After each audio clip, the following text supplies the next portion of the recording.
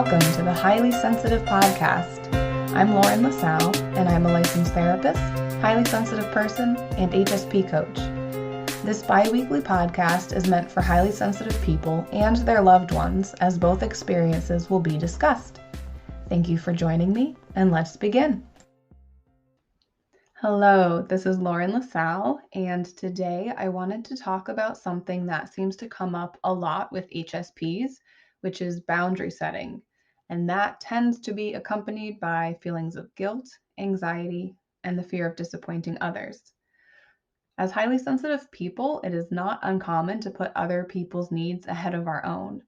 We are often very aware of how others may feel, and we tend to people please so as not to make others feel badly or be disappointed in us, potentially trying to avoid making ourselves feel badly as well. Now, is this a realistic thought process when it comes to setting boundaries? It can be, especially if this has been your experience when setting boundaries in the past. However, not setting boundaries can also often result in us not feeling great because our needs are not being met. And people are often more receptive to boundaries being set than we anticipate they will be. Some signs that you may need to work on setting boundaries include feeling stressed out and or overwhelmed, wanting to avoid hurting others' feelings, feeling resentment towards others because of what they are asking of you, fearing that you will damage a relationship if you say no, putting others' needs before your own, wanting to avoid confrontation, and having difficulty saying no. As a teenager and young adult, I never wanted to disappoint anyone. I wanted to be there anytime someone needed me, and I feared how I'd feel and how they'd feel if I disappointed them or wasn't always accessible or available to them. The first step I took in breaking this thought and behavior pattern was acknowledging that other people's needs are important, but they are not more important than my own. And this shift in thinking has been a huge game changer for me. And being able to acknowledge and listen to my needs and set boundaries has made a huge difference in how I feel. If you are stuck in this pattern, I want you to know that your needs are important. You are allowed to put your needs first. It's not selfish, it's necessary for your health and happiness. One step that I take to ensure that I'm tending to my own needs regularly is when someone asks me for a favor, I can take up to a full day to respond with an answer. So this gives me space to take stock of the capacity I may or may not have to do this favor, process the feelings I have around it, and determine whether I actually want to do it or I just think I should do it. And if it helps, you can also make a list of pros and cons to help you determine what the right choice is for you. And while you are processing this decision, make sure you are listening to your gut and ask yourself what you gain by setting the boundary.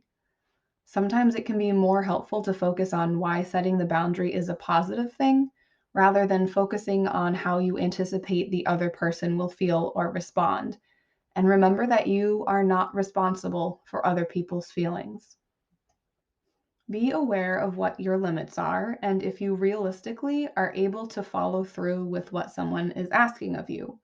For example, if you feel as though you have enough on your plate at work and know that you will feel stressed or overwhelmed if more is added, communicate this to your boss if they ask you to take on more. Know what your values are. So if family is very important to you, this will influence what boundaries you will want to set, such as how late you will stay at work. So once you have an understanding of your needs and what boundaries you'd like to set, you might be wondering, how do I communicate this? So here are some examples. So for example, if you are asked to take on more at work, you could say something like, I want to be able to do my best work, and I can't do that if I take on too much. Or this is not something I can take on right now.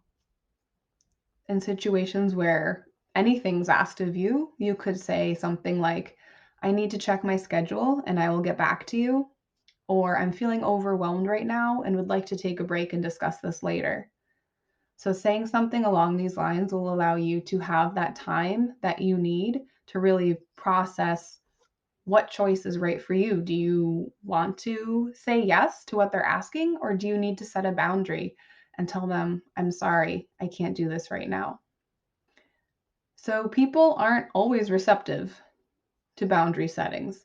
So, if you are getting pushback from trying to set a boundary, you could say something to them like, I'm putting my needs first, and this is what I have decided.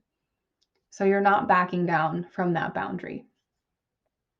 For example, if you receive unsolicited advice, you could say something like, I'm so grateful for your advice, but I'm going to try something else.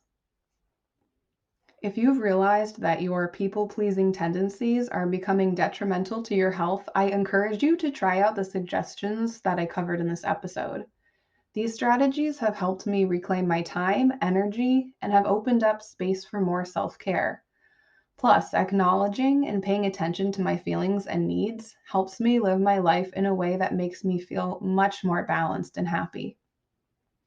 If you would like to share any tools or strategies that work for you, if you have any ideas for episode topics, if you have any questions for me to answer on the podcast, or if you would like to write an email sharing your story for me to read on the podcast, you can email me at lauren@laurenlasallecoaching.com. You can find out more about my coaching program, as well as resources and links to my social media by visiting my website at laurenlasallecoaching.com. Before I sign off, I will leave you with a quote. Daring to set boundaries is about having the courage to love ourselves, even when we risk disappointing others. Brené Brown.